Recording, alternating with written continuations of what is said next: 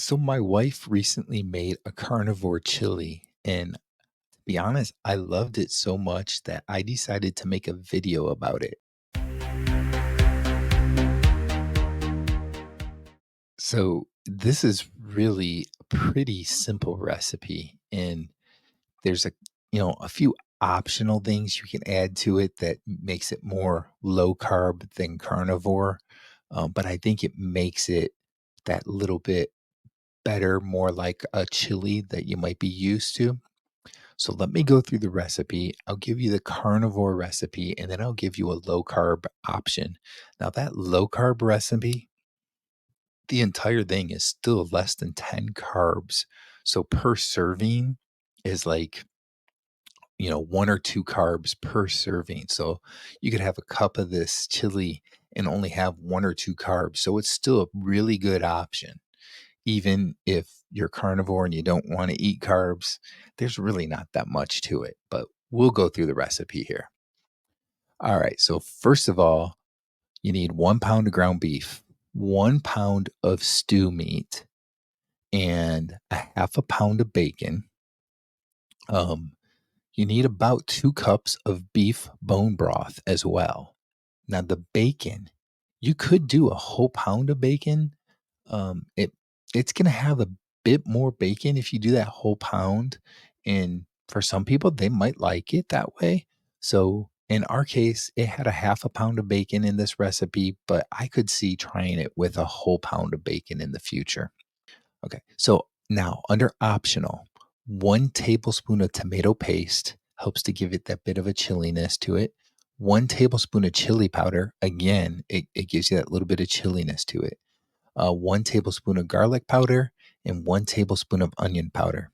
Now, for me personally, I'd probably just not do the onion powder. So it would have that tablespoon of tomato paste, tablespoon of chili powder, and a tablespoon of garlic powder. And I may even consider doing more tomato paste, like 2 or 3 tablespoons of it, just to give it, again, more of that chili vibe, if you will, right?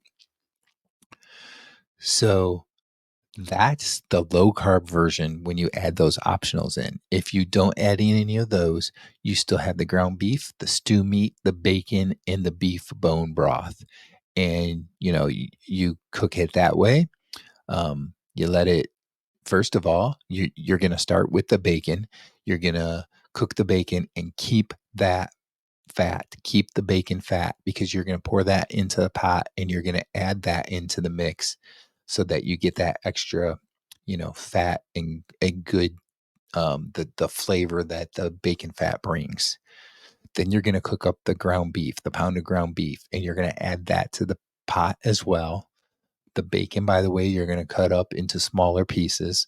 The stew meat, you're gonna cook that up as well, and then put that into the pot. And then you're gonna add the 2 cups of beef bone broth. Now you can do it again, complete carnivore, just like that, and cook it up.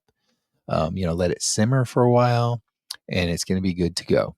Um, I would probably also add some Redmond's salt to it, but that's obviously any type of good quality salt. It doesn't have to be Redmond's. I prefer Redmond's. That's why I say that.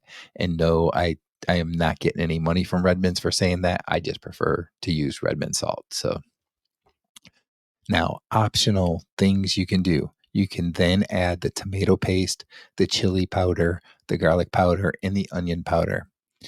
Personally, I think I would probably add a couple of tablespoons of tomato paste to give it a little bit more chilliness to it.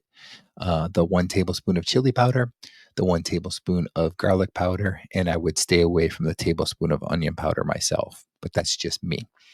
Um, and again, if you do the 1 tablespoon of each of those things, it's about 8 grams for the 8 grams of carbs for the entire pot. Now, if you end up changing the tomato paste to like 2 tablespoons, let's say, then you're going to be seeing probably closer to 10 grams of carbs, I guess, in this. But again, that's still really good option. Then when you pour it into your bowl, I did not do this, but Some people might wanna add some shredded cheese on top, maybe even a little bit of sour cream. Again, that could be, like, more of the low carb version if you're doing that. I didn't add any of that stuff into it. I just ate it as is. It was great. It's really good for a nice fall day, a cool day when you wanna kinda stay warm and so forth, and you just got that taste for a chili type of food or something like that, right? Something warm like a soup or whatever. This is a great chili. It's a carnivore chili. You can make it to the low carb chili with those optional things like I said. I absolutely loved this recipe, and that's why I'm making this video. And, I hope that you enjoy it. I will have the recipe in the description of this video so you can check it out. And let me know if you have any other carnivore or low carb chili recipes that you like. And, let us know in the comments what those are.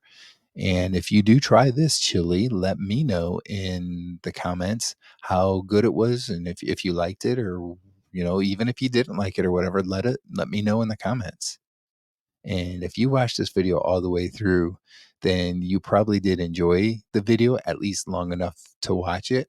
So I'd appreciate it if you could hit the like button and share this video with your friends and family, like on social media and so forth, so that others can see this recipe as well.